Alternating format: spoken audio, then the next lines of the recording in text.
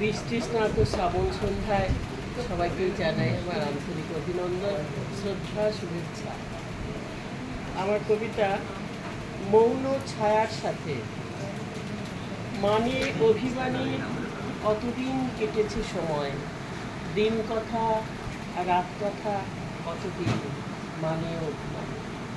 ইদানিং বেলা হয়ে যায়, মৌন ছায়ার সাথে খেলা করি, কথা বলি একা একা, মানে অভিমানী।